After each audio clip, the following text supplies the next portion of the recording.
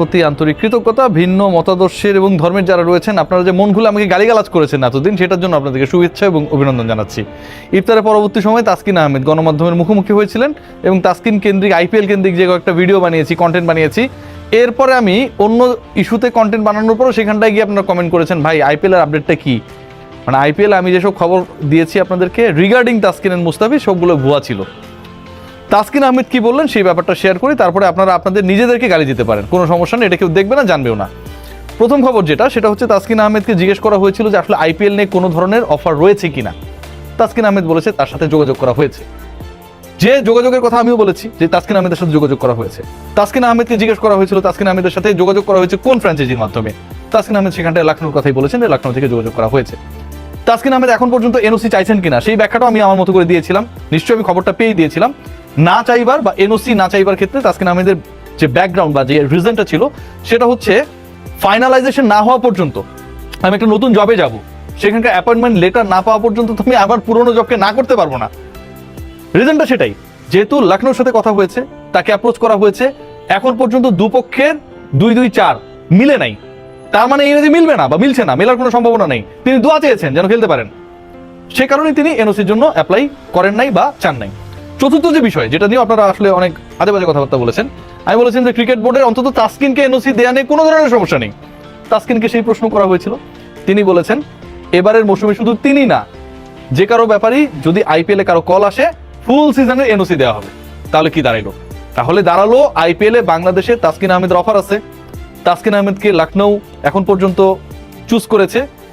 Third যে পয়েন্টটা, সেটা হচ্ছে তাসকিন আহমেদ এনওসি চাচ্ছেন না, কারণ 2-2-4 মিলেনি এবং সেটা মেলার সম্ভাবনা রয়েছে। ফোর্থ যে পয়েন্ট, ফুল সিজন তাসকিন খেলতে পারবেন। এর বাইরে ইনফরমালি তাসকিনের সাথে শেয়ারিং হচ্ছিল। সিরিয়াসলি বাংলাদেশে যারা মোটামুটি স্পোর্টস রিলেটেড রিপোর্টিং এর সাথে জড়িত, বাংলাদেশের প্রত্যেকটা হাউসের সদস্যরাই ছিলেন, তাসকিন ছিলেন, আমি ছিলাম, আমি তাকে প্রশ্ন করছিলাম যে তাসকিন কি অবস্থায় রয়েছে ব্যাপারটা। তাসকিন যেটা বলেছেন সেটা হচ্ছে যে যদি যে আলোচনাটা হচ্ছে এবং যেই সিচুয়েশনে আলোচনাটা হচ্ছে, আলোচনাটা তো একটা সিচুয়েশনের কারণে হচ্ছে, মেগা নিলামে তো তাদেরকে নেওয়া হয়নি। সিচুয়েশনটা হচ্ছে বিসিসিআই 3 জন পার্টিকুলার পেসারের ব্যাপারে এখন পর্যন্ত এনওসি দেয় নাই। সিরিয়াসলি বিসিসিআই ভারতীয় ক্রিকেট বোর্ডের এনওসি সংক্রান্ত ইস্যুতে 3 জন পেসারের ভাগ্য ঝুলে রয়েছে। ফরেন না, তারা হচ্ছে তাদের লোকাল এবং তাদের ইস্যুতে কিছু ঝামেলা রয়েছে। নাম্বার 1। নাম্বার 2 যেটা, সেটা হচ্ছে যেহেতু এই সংক্রান্ত ঝামেলা রয়েছে, পেস ডিপার্টমেন্টে ঝামেলা রয়েছে, তাসকিনের সাথে আমাদের খুবই পরিচিত একজন যোগাযোগ করেছিল, শ্রীনিবাসন চন্দ্রশেখরন। বাংলাদেশ দলকে এখনো এই বুকের মধ্যে রাখেন, বাংলাদেশ দলের কম্পিউটার অ্যানালিস্ট ছিলেন। যখন এখানটায় কেউ টিকতে পারছিলেন না, চান্ডিকা হাথুরু সিং এর সেই সময়টা অ্যালেন ডোনাল্ডরা সবাই চলে গেলেন, শ্রীনিবাসন চন্দ্রশেখরন তিনিও চলে গিয়েছিলেন, আইপিএল এর ফ্র্যাঞ্চাইজির সাথে কাজ করেন। এবার তিনি লখনৌর সাথে কাজ করছেন।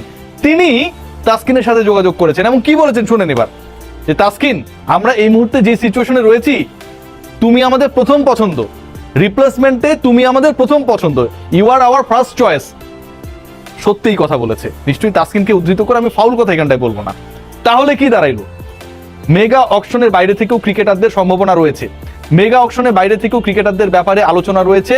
তাসকিন আহমেদকে লখনৌতেই লখনৌ নিতে চায় এবং তিনি প্রথম পছন্দ।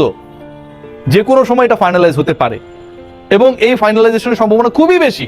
আজকে তাসকিন যে কথাটা বলেছেন যে এটা একটা লং টুর্নামেন্ট, 2-2.5 মাসের টুর্নামেন্ট রে ভাই, এবং সবচেয়ে চ্যালেঞ্জে কারা থাকে? যারা আসলে পেস ডিপার্টমেন্টে কাজ করে। পেসাররা যে কোনো সময় ইনজুরিতে পড়তে পারে। আমরা দেখেছি চ্যাম্পিয়ন্স ট্রফির আগে কত পেসার ইনজুরিতে পড়েছে। চ্যাম্পিয়ন্স ট্রফি কয়দিনের টুর্নামেন্ট ছিল? অনলি 20 ডেজের টুর্নামেন্ট। আইপিএল সেখানটায় প্রায় 2.5 মাসের টুর্নামেন্ট। চ্যাম্পিয়ন্স ট্রফির লেন্থের থেকে সেটার লেন্থ হচ্ছে 4 গুণ বেশি। সেই পার্টিকুলার টুর্নামেন্টে বাংলাদেশের হয়ে তাসকিন আহমেদকে ফাইনালাইজেশনের একটা পর্যায়ে রয়েছে। ফাইনাল হয়ে গেলে বাংলাদেশ ক্রিকেট বোর্ড দেয়ারই না ডিসিশন, তাসকিনকে ফুল সিজনের জন্য খেলতে সেখানটায় দেওয়া হবে, কোনো ধরনের না করা হবে না। পেছনের কারণ রয়েছে 2টা। 1 নাম্বার কারণ যেটা, সেটা হচ্ছে আইপিএল এ তাসকিন ডিজার্ভিং ক্যান্ডিডেট। এই যে বাংলাদেশ বিভিন্ন ফ্র্যাঞ্চাইজি লিগে ক্রিকেটারদেরকে খেলতে দেয় না, আফগানিস্তানে তারা ইমপ্রুভ করেছে, আমরা কি করেছি? জিম্বাবুয়ের বিপক্ষে খেলে আমরা নিজেদের পচিয়েছি।